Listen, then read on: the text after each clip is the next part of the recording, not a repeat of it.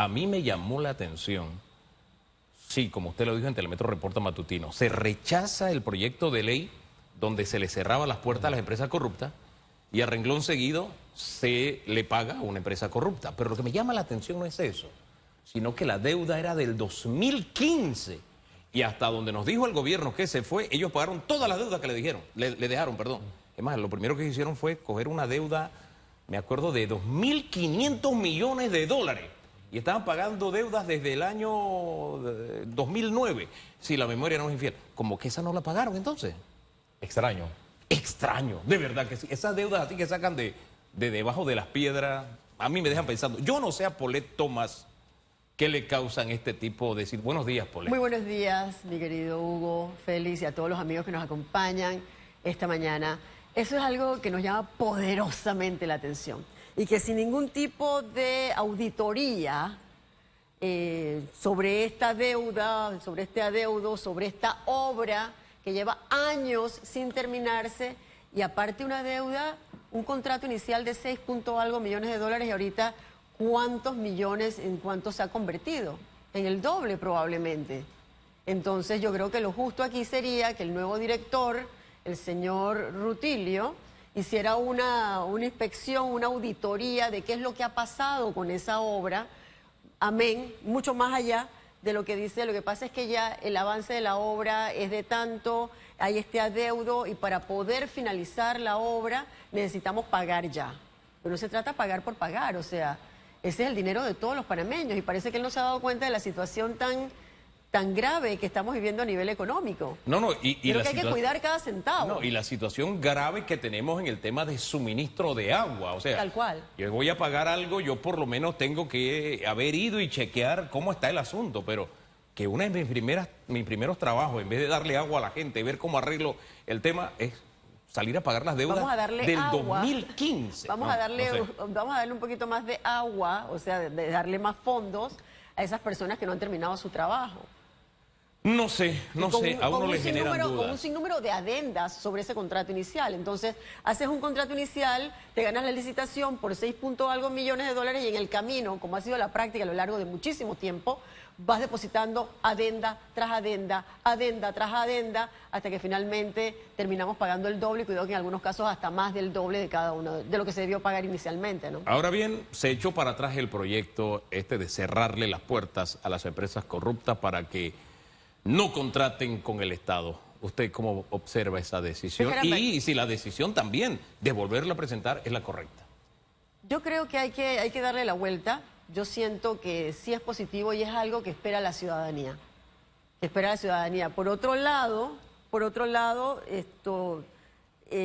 Miami siempre ha estado en obras permanentes cerca del aeropuerto y tenemos que, todos sabemos que la empresa que llevaba a cabo todas esas obras era ¿quién? Odebrecht. Pagaban sus multas y seguían, pero aquí tienen que pagar multas que no han depositado absolutamente ni un centavo, nos deben 250 millones de dólares. Odebrecht. MECO ha sido cuestionado en cuántas ocasiones, por Dios. MECO acepta en el caso New Business que ellos cometieron actos fuera del margen de la ley.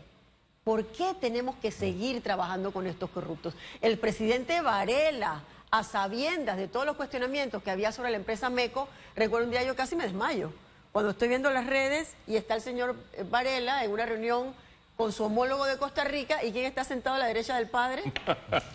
El señor de MECO.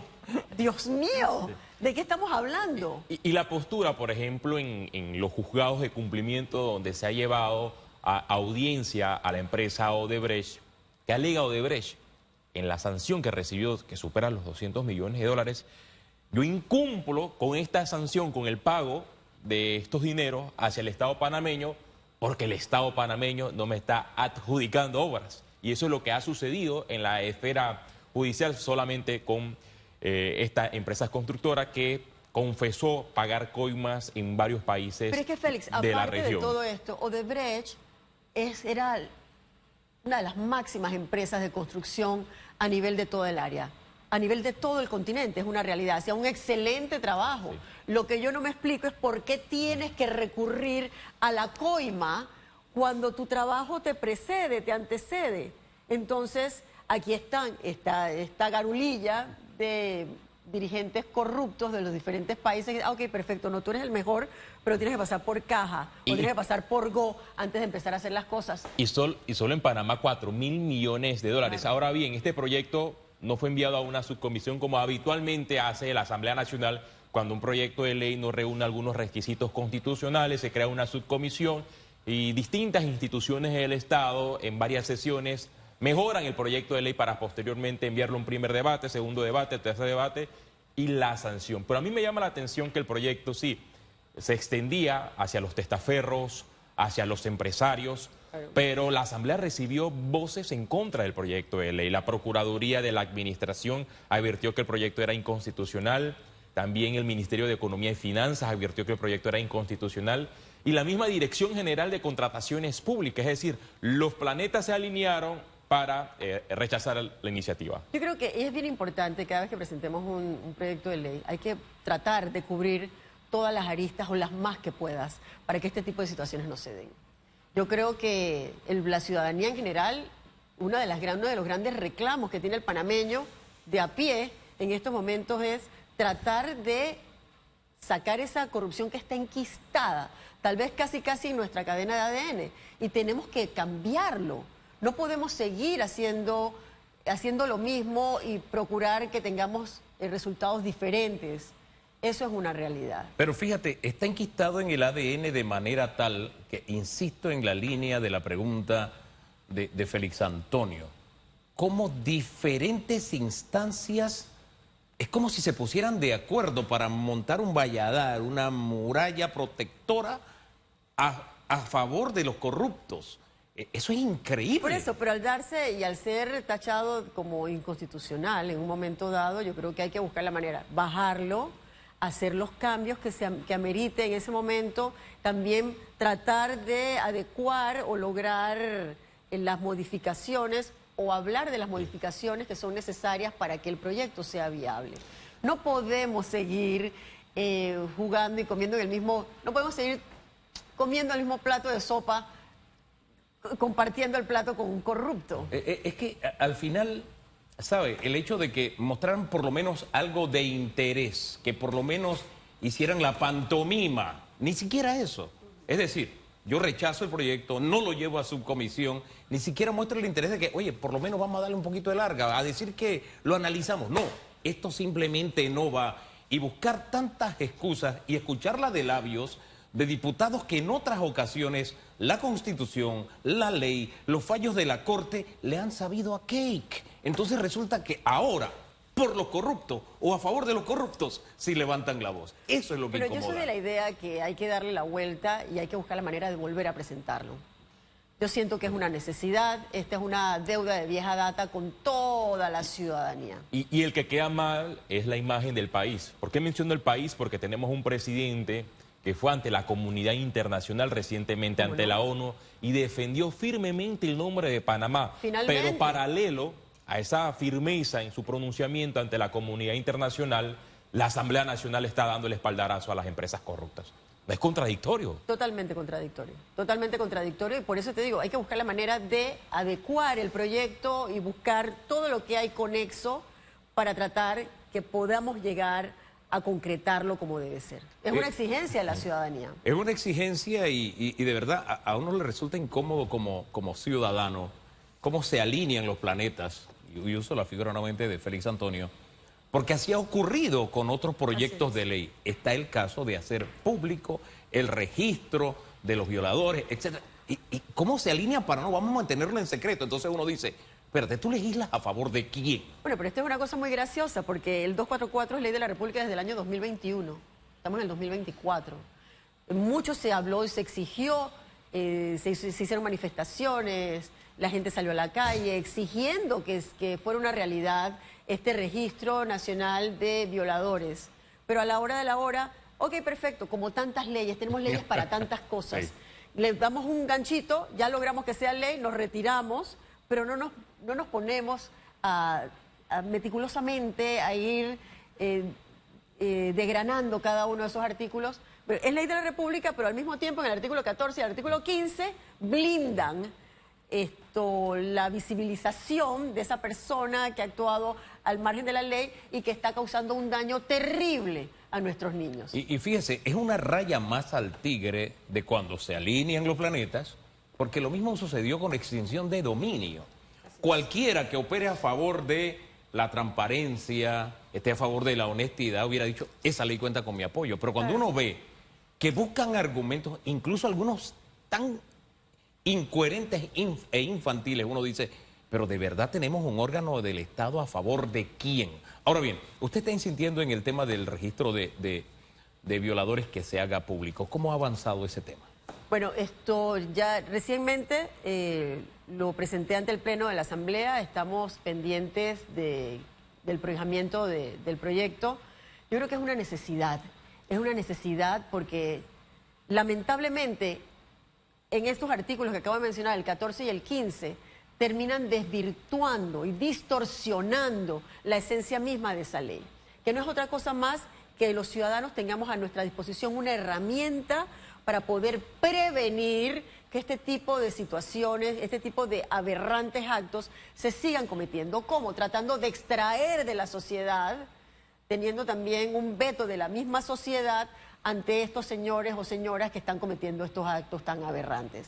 Es imposible que estos señores vivan cerca de un centro escolar. Entonces, para eso tenemos que saber quiénes son, dónde viven y que todos tengamos la oportunidad de acceder a una aplicación, tal vez, que nos dé la oportunidad de tener esta información a nuestra disposición. En Estados Unidos colocan incluso banners con las fotografías de los ofensores sexuales cerca de los colegios. ¿Por qué no hacerlo aquí? Lo que yo he leído en los debates que se registran en redes sociales porque los ciudadanos y organizaciones están pidiendo la publicación de esta lista de los agresores sexuales, sin embargo, abogados llama la atención que advierten, no, que se le va a violar los derechos humanos de ese agresor sexual porque se revela la cédula, su dirección, su intimidad y van a acosar a esa persona. ¡Qué pena! Nos estamos preocupando una vez más por los derechos del victimario. Y yo me pregunto, ¿dónde quedan los derechos de la víctima? ¿Dónde quedan los derechos de la víctima de cuando va este victimario ante el sistema penal acusatorio, en vez de darle la pena máxima, le dan 8 años, lo que significa que en 2 años y medio ese señor o esa señora está fuera? ¿Y qué va a hacer cuando salga a la calle? Porque los pedófilos no se pueden resocializar. Y no lo digo yo, lo dicen los expertos en la materia. Entonces no tenemos el acompañamiento, ni tenemos la cantidad necesaria de psicólogos ni de psiquiatras para que hagan un acompañamiento en todo esto. ¿Qué va a pasar cuando a los 2 años y medio ese señor o esa señora salga a la calle? Va a repetir una vez más ese bendito, ese maldito comportamiento que lo llevó a estar tras las rejas. Y no puede ser. Ahora, no Con sé nuestro si... silencio nos convertimos en cómplices de todo eso. Ahora, el sistema es cómplice también cuando se llega a los acuerdos de pena. Yo no sé si... Los acuerdos de pena ¿Está en usted el incluyendo ese tema allí o...? En el proyecto de ley que ya fue prohijado de aumento de las penas, impide, al ser penas mandatorias, impide que se dé la figura de un acuerdo de pena. Un acuerdo de pena donde regularmente no son tomados en cuenta las víctimas, sino simple y sencillamente termina siendo un acuerdo entre el sistema penal y el victimario. Y eso no puede ser. Oiga, el fundamento de los acuerdos de pena es que de alguna forma la sociedad logra algún beneficio, ya sea porque usted contribuye con la justicia, pero cuando una persona comete un delito de este tipo, yo no encuentro por qué esquina usted le mete un acuerdo de pena o en qué medida la sociedad gana algo. El único que gana es el victimario. El único que gana es el victimario. Mira, cuando yo estaba buscando firmas, Hugo, Félix, yo me encontré en un área de la ciudad, me encontré un señor que tenía que estar preso por lavado de dinero. Entonces, inicialmente me llama una de las personas que me acompañaba, oye, Pau, mira, el señor quiere firmarte. Pero cuando nos encontramos cara a cara, después que yo había dicho quién sabe qué tantas cosas en la radio del señor, me decía, no, es que no voy a firmar. Es que no, señor, al contrario, es que yo no quiero su firma. Porque yo me pregunto, qué bien se siente estar en libertad cuando usted debía estar preso por lavado de dinero. ¡Pray! Me tiró la puerta. Pero es una firma que yo no quería. ¿Qué otros ejemplos de países que han adoptado medidas legislativas para evitar que se registren más delitos como estos podemos adoptar? Hay países que sí han elevado las penas contra los violadores y los agresores sexuales, pero además han puesto en marcha la castración química en Panamá. Creo que en legislaciones anteriores han reiterado la castración química, pero en sí no se ha plasmado en un proyecto de ley que haya sido sancionado.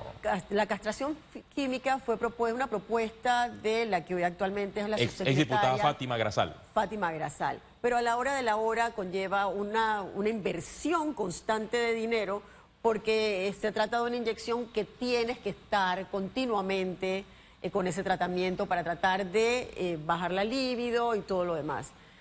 Y también hay una inversión adicional que hacer. Es que si usted no trabaja aquí y trabaja aquí, no está haciendo absolutamente nada. Absolutamente aquí nada. Hay un asunto también que siento que es un poco más sencillo también. Tenemos que trabajar en educación, en tener una educación al respecto para nuestros niños y niñas, que aprendan y comprendan, que estén claritos, que nadie los puede tocar y que tienen que saber diferenciar entre una caricia de su mamá, de su papá, de su tío, de su tía, de su abuelita. Tiene que diferenciar esa caricia afectuosa del acercamiento que puede tener uno de estos depredadores, para que el niño sepa de manera inicial, ¿sabes qué? Esto no me gusta. Yo voy a contárselo a mi maestra, voy a contárselo a la consejera y se lo voy a contar a mi papá y a mi mamá, o voy a la dirección, en caso tal. ¿Qué ambiente hay en el Pleno para que en esta oportunidad pase por la puerta ancha este proyecto de ley? Bueno, yo afortunadamente tuve el apoyo de colegas de las distintas bancadas, de cada uno de los partidos que están representados ante la Asamblea Nacional de Diputados, y muchos de ellos me decían, por supuesto, pues no te la firmo, si la tengo que firmar 6 veces te la firmo.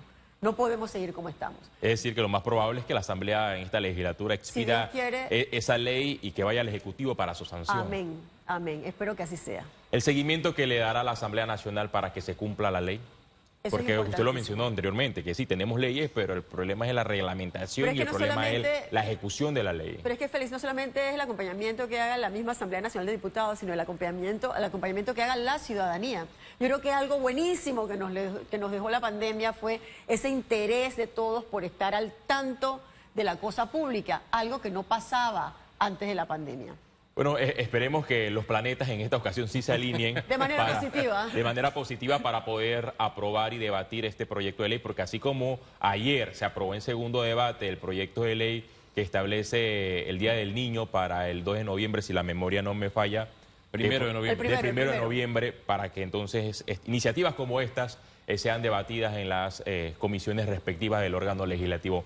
Me llama la atención que usted presentó un proyecto de ley que modifica la Ley 70 de 2012 sobre la protección de animales domésticos a diarios. Vemos los reportajes de los animales que son maltratados, animales que no tienen voz, pero la voz son los rescatistas, son los ciudadanos que denuncian estos casos, pero ahí me llama la atención que en los casos, algunos casos de violencia hacia los animales, se dirimen ante el juez de paz, esa persona castiga a un animal y el juez de paz falla para que el animal nuevamente vuelva a la residencia de esta persona. Yo creo que lamentablemente algunos de los jueces de paz no tienen la preparación y tampoco demuestran la sensibilidad que deberían tener ante situaciones como estas.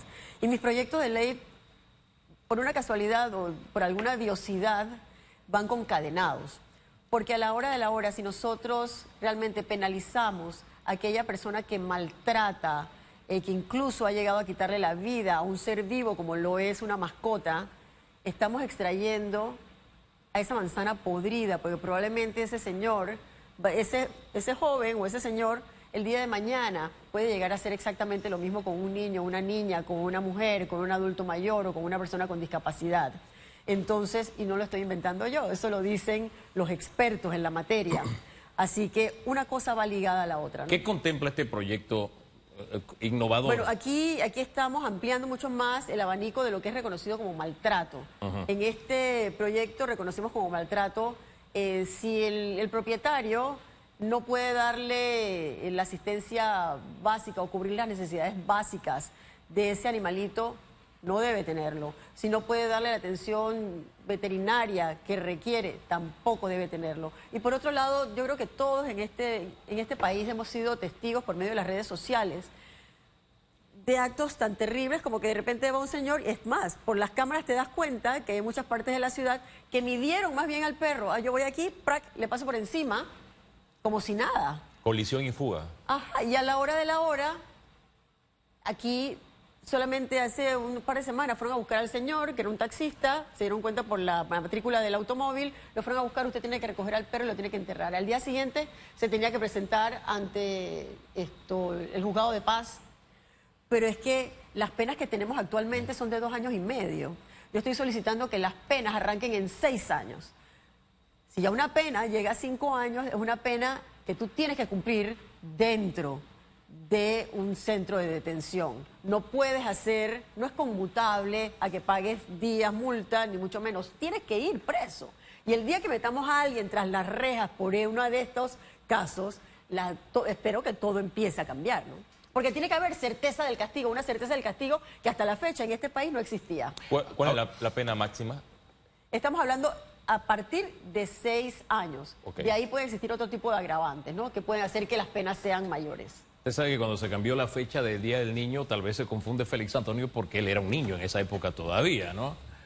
Y tal vez él no recuerde esto, y no quiero tirar la cédula, pero aquí en Panamá, para que los animales tuvieran algún nivel de control, la alcaldía tenía tareas específicas y había un refugio de la alcaldía donde yo me creo que la gente iba a buscar perros, o si su perro era capturado por estar en las calles, sabía que estaba en la alcaldía y tenía que pagar una multa por tenerlo incluso sin medalla, sin una identificación, etcétera, etcétera.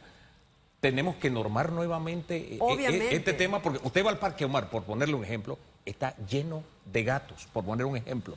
Y no hay ningún control, no hay ningún control. En los animales que tenemos soltura, encontramos también por allá por el área de la cinta costera, también encuentran una gran cantidad, que mucha gente sí, de muy buena intención, los alimenta, pero también representan un riesgo. Claro, pero para la sociedad. se necesita mucho más que solo alimentarlos. O sea, la función que lleva a cabo SPY Panamá con sus campañas de esterilización, están haciendo una muy loable labor, pero necesitamos mucho más que eso.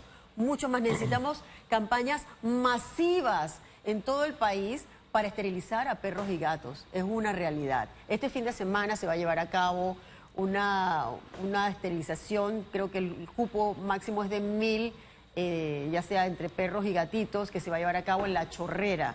Hace un par de semanas estuve acompañando también a Misión Colitas, también apoyado por el despacho de la primera dama, en Chilibre, donde se esterilizaron poco más de 1000 entre perros y gatitos. Y creo que es muy importante. Y ahí hay un vacío de verdad que hay que llenar. Ha tratado de hacerlo la sociedad civil, las ONGs, organizaciones, pero al final no es suficiente.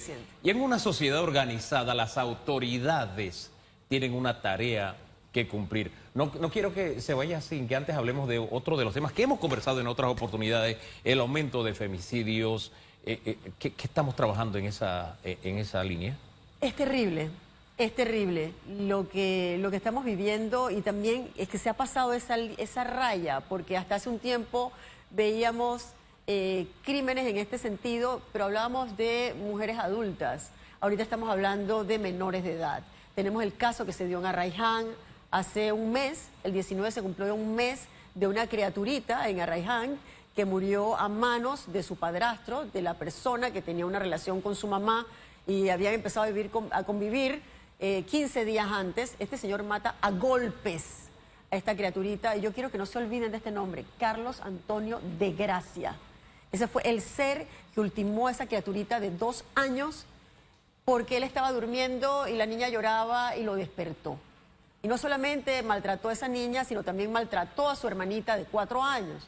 La hermanita mayor de 8 años salió corriendo a buscar ayuda. Y luego en el camino nos hemos enterado que existía un cuarto de las brujas, que era donde en esos 15 días él las castigaba cuando hacían lo que él, cuando ellas no hacían lo que él deseaba que ellas hicieran o se portaban mal según él. ¿De qué estamos hablando? Volvemos otra vez al punto que termina siendo un círculo vicioso, donde tenemos madres que terminan ejerciendo como mujeres, pero no ejercen como madres al 100%. Entonces, ahí también hay otra responsabilidad que como sociedad debemos saldar. Y es una tarea pendiente para el Ministerio de la Mujer, porque cuando se creó el ministerio se habló en su momento de reforzar las políticas públicas para tener al Ministerio de la Mujer más cerca de las áreas con mayor incidencia, porque muchas de estas niñas, de las mujeres, son maltratadas, son castigadas y luego son asesinadas, pero a la hora de recibir este castigo no tienen la voz de una entidad del Estado que esté encima, que esté aconsejando, que le reitere cuáles son sus derechos, que la guíe a presentar las denuncias ante las autoridades correspondientes. Aquí también es una deuda lo de los brazaletes, que tenemos tantos años hablando de los brazaletes y no logramos concretar. Yo recuerdo que un mes antes de la pandemia yo estuve en una reunión como vicepresidenta de Iniciativa por la Paridad Política, estuve en una reunión en el Ministerio de Gobierno. Ahí estábamos casi 40 personas, hablando de la gran necesidad de poder concretar finalmente los brazaletes. Pero a la hora de la hora, cuando se hablaba, es que necesitamos también el apoyo de las telefónicas, porque necesitamos que aunque la persona no tenga, en un momento dado, no tenga saldo, sea una llamada de emergencia también que nos ayude a tratar de minimizar o bajar el grado de estos ataques. Pero todo queda en puntos suspensivos y tenemos que concretar. Tenemos que concretarlo porque al final, en este caso, ¿cuántas mujeres no han muerto precisamente con una boleta de citación que no las protege, no las libra de su agresor? Tarea pendiente entonces Definitivamente. también. Gracias, Paulette, por acompañarnos esta mañana. Muchas gracias por la invitación. De las iniciativas que está llevando a cabo. Sí, pausa, volvemos.